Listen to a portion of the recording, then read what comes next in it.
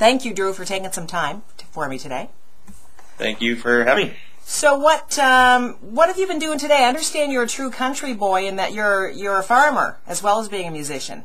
I am, but it's been pouring rain for the first part of May here, so I've been able. This weekend here was the last weekend of shows that I booked for May, so took the rest of May off, and now get into June. We're pretty busy for summer, but took the rest of May off to go seeding. So if it dries up, we can hopefully get in there pretty soon. Cool. And is this your family farm that you're working at? Yeah, it's me and Dad. We do about 2,800 acres altogether that we seed, so kind of between that and the music keeps me pretty busy for sure. Well, I was going to say, so how does that work with your music? Because obviously when you're playing gigs and doing lots of music industry stuff, that can keep you pretty busy. How do you balance, working with Dad with that? Yeah, very supportive family, that's for sure. That's one way. I mean, Dad's always been good about, if I got something to do, just kind of try and get the work done beforehand, and then go do it. The farm's pretty flexible that way, except for May and September are kind of the two busy ones for sure with seeding and harvest, and try and kind of give them all my time that I can then, and for the rest of the year, I mean, weekends we're playing, and all week kind of working at the farm and trying to make a go at it. And right now, as the music just kind of starting out, you got to put a lot of money back into it, so I kind of definitely need the other job for now too. So, and I love farming too. I mean, it's another passion of mine as well as music, so it's kind of cool to be able to do both those things. Well, and farming almost goes hand in hand with country music, or at least the kind of music that you play. It's almost country rock, right? You got a bit of a rock feel in there as well. So do you think the way that you grew up had a big influence, or how did it influence your music? Definitely on the writing, for sure. I mean, I grew up in a town of 350 people, so just went from kindergarten to grade 12, graduated with most of the same people. We had 22 in our graduating class, so that whole kind of small town living definitely was part of the lyrics. And then the rock side of things, I mean, actually, Mom and Dad were both big rock fans and Southern rock fans kind of thing, and always loved that stuff too. So it's kind of meshed together with when I started writing. I guess seriously, it's they say write what you know, and country was what I knew about for sure. So that's where the lyrics come from, and I've always liked the heavy kind of the Southern rock sound too. So that's where we get my sound, I guess. Well, so Country Hurricane, that's the new single that you're out with right now, right? Yeah, absolutely. Yeah, we're hoping that does real well for us here this summer. It's a good kind of summer party tune, and we wanted to go out with something fast going into the summer season. We got lots of rodeos and stuff we're playing, so we're hoping that one does well. It is a fun song. Was that written with anybody in particular in mind? It's about a girl, right? Yeah. Actually, more a friend of mine. It was actually during harvest one year, and had texted me. She was on the combine and asking me what our grain was testing, and I was, in the truck. She was a different family farm, kind of neighbors with us. But it was just kind of funny. I was like, I need a good country girl song, so kind of shaped it in my head a little bit around her. I guess is kind of the inspiration for it. But yeah, just. Every country singer's got to have a good country girl song, I think, for sure. Nice. And so you, in your small community, then must be quite a growing celebrity to the people around you. Do you find like when you go to parties? I know I read that you end up playing guitar for parties and that kind of stuff around town. It's so awesome to come back home and do that, and still have, like I said, all the friends that I started play school, kindergarten with. I still hang out with a lot of the same ones, so they'll definitely keep me grounded. They're not scared to tell me if I'm getting a big head or anything like that, and great family and everything for that too. So yeah, and just it's nice to get back and play at a party or something where you remember why you're doing it, kind of thing, for the absolute love of it. Like it's fun doing these big shows, but you kind of get caught up in all the stress of it and everything too, and the business side of things, and it's always nice to remember that I started and these guys just sang along with me at all the campfire parties and stuff, and they're still doing that too. So it's great to have that those roots there still around. Oh, good. And so how does the business side of it work for you then, Drew, as time goes on and it sounds like you're kind of putting maybe a little bit more of a push on your career these days. I'm certainly seeing and hearing a little bit more of you than previously probably.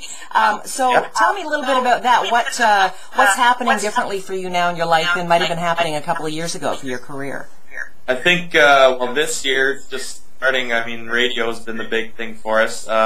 I did this CD, the Country Hurricane CD, actually is 2 years old. Here in April, it was 2 years old. So, kind of made it and didn't really know how to go about it. I was kind of, on my own. The producers would, they gave me some, advice and stuff like that. But they're busy too, so they had some other things to do. So I just kind of had this album, and I started playing shows around a little more, and that kind of got a little more, and kind of got to where the business side of things was getting to be an important part of it, and took on Angie Morris with Saroma Entertainment, and we kind of started working together, and now she's 100% behind it, and she's been great, just helping push me as well, and she thought radio would be a good thing to do.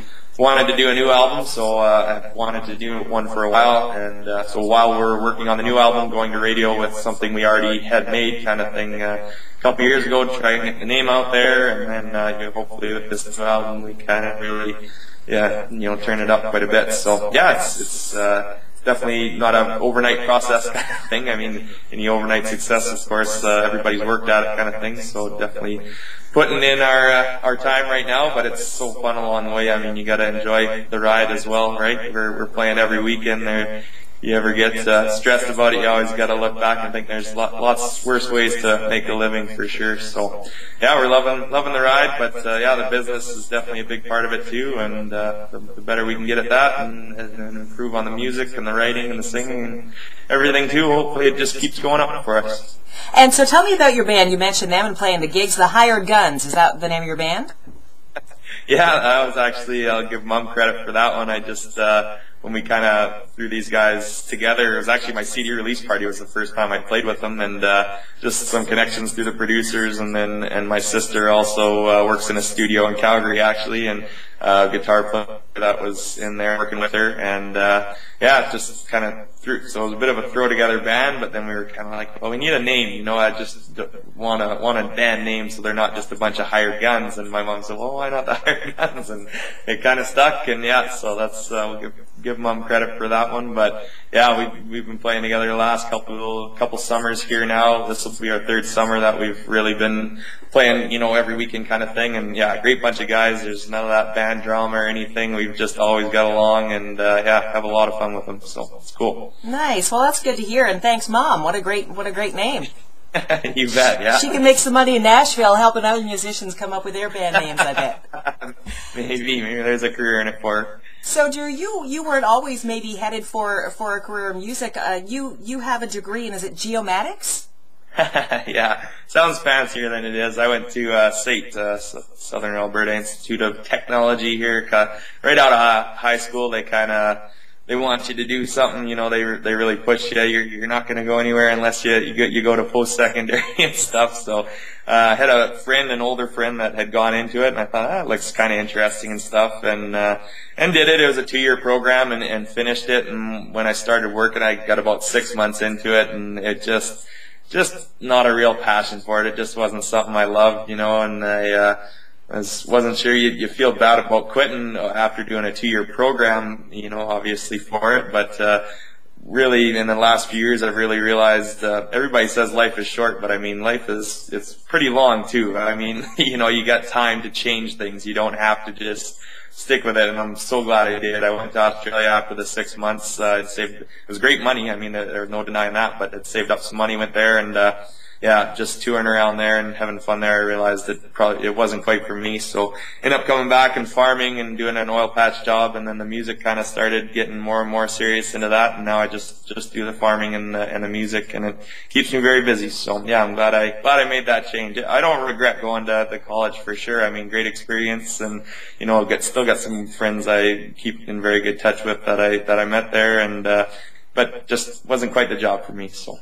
Don't you think it shows your passion for music as well, the fact that you could have chosen a career that, yes, you could have made a lot of money and perhaps been very successful. That might have come very easy. You've chosen something that is probably a tougher road, a lot more challenging, but obviously there's a reason you chose music. Absolutely, yeah. No, you gotta realize that money, it definitely isn't everything. I'm like I said, took quite the pay cut quitting that and coming back home and working around home, but was 10 times as happy for sure. I mean, I was on the road a lot, and you know, with music being on the road, I love it because I'm doing something I love. But you know, being on the road and not doing really something you're crazy about, kind of thing, just was kind of depressing and just kind of wasn't where I wanted to be. So yeah, just 10 times happier, and so glad I chose the route I've gone for sure.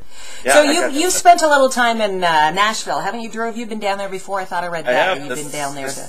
This is my 4th winter down there. I did got so much done this winter. The first year I went down was kind of I don't know what I'm doing, and it's a fun town. I think everybody that's been there will tell you that for sure. So I probably did a little more partying than getting any other work done, but made a lot of great connections too. And each year it's kind of gotten more and more. And this last year, also with Angie and the new producer that we got on this record, just both have great connections down there. And I was literally every day writing or in meetings with publishers and just making unbelievable connections. So it's definitely, each time I've gone down there, been more about the business side, but just love that town so much. I mean, it's here's home for sure in Alberta, but it's always good to get down there. It feels pretty comfortable now, and just some great friends down there too. So if I could spend half my time there and half my time here, I'd be a happy man for sure.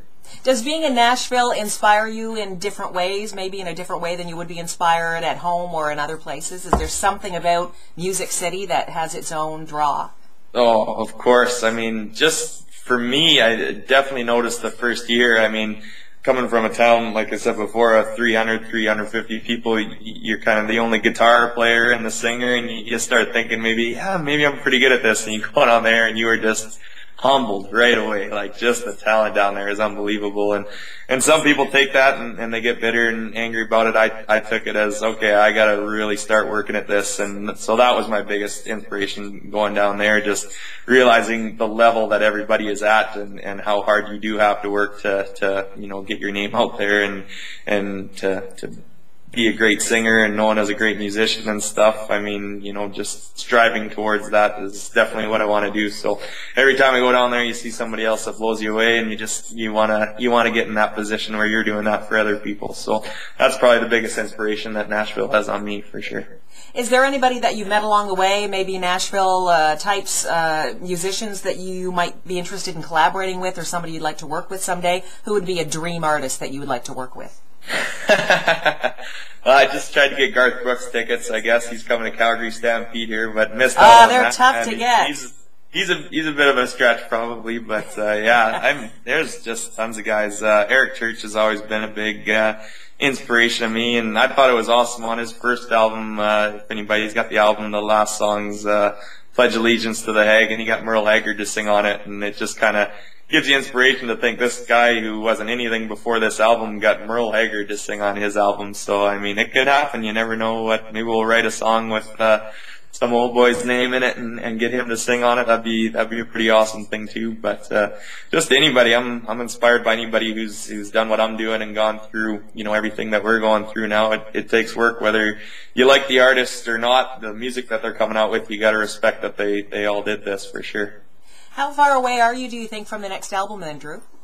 Early 2013, we're open. We might, I think we really want to get as many songs as possible. If we got 200 songs we got to go through, that's great, because then hopefully there's 10 just great songs. We don't want to settle for anything on this album. So, yeah, so we're doing that all summer. That was the last trip to Nashville. We wrote 18 songs in the couple months I was there and got a whole bunch more pitched to us. And all summer, I mean, Skype obviously is great. You can keep in touch with guys down there and still write with them, and maybe make one more trip down to Nashville too for a week or something to write. So as much as we can, and then October, November kind of decide for the songs, and then November hopefully start cutting. And you know, it takes a while to get all the artwork, all that little stuff done. But yeah, hopefully early 2013 we're hoping for.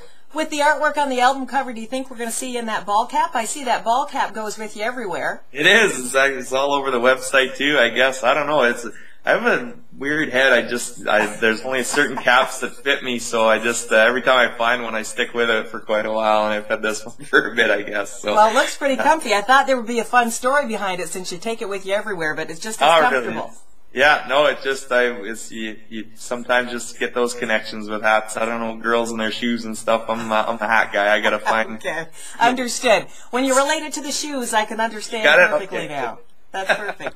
So, Drew, your website, if anybody wants to go to catch up on what you're doing, is that drewgregory.com? DrewGregoryMusic.com. Oddly enough, there was already a DrewGregory.com, so we had to add the music. DrewGregoryMusic.com. So we're going to keep going there so we can check out what you're doing and so we can keep up with the progress on the next album because we're looking forward to it. And you're playing lots of shows this summer too, I see. Yeah, and the website's got all the shows, and it's got our Facebook, Twitter, all that, links to all that, iTunes and everything, where you can get the album in the store and everything too there. So, yeah, you can go there and check all that out. We got a busy schedule for sure. It's going to be fun. Great. So no excuses to miss out on any Drew Gregory this summer. So thank you for your time, Drew. It's been great talking to you and meeting you this afternoon on Skype. And we'll keep in touch, and we're going to be hearing and seeing a lot more of you in the future. So thank you for your time. Awesome. Thank you very much for having me, too. Okay. Bye for now. Care. Bye.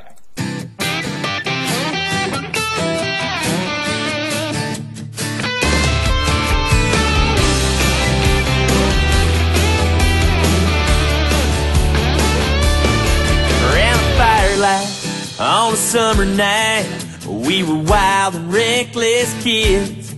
We were young then, we were dumb then.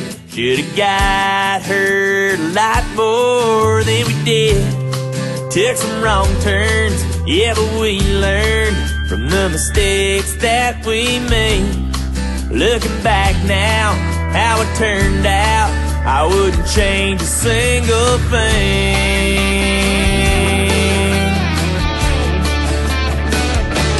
Lay it all out there, don't ever be scared to live your life. Take a dare to dance your dance. Don't worry about who will care. And if you have regrets, regret things you've done, not things you've missed, 'cause you've run the other way just 'cause you were scared. Lay it all out there.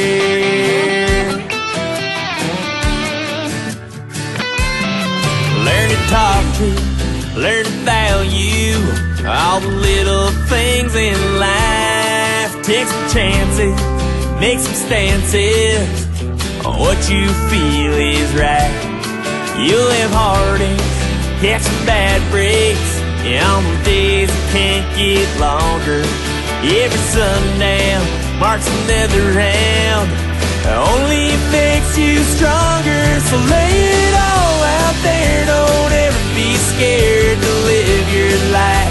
Take a dare to dance your dance. Don't worry about who will care. And if you have regrets, regret things you've done, not things you've missed, 'cause you've run the other way just 'cause you were scared.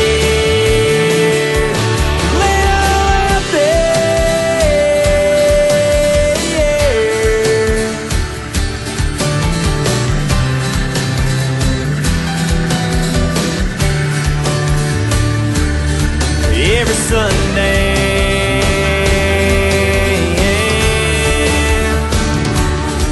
marks another round.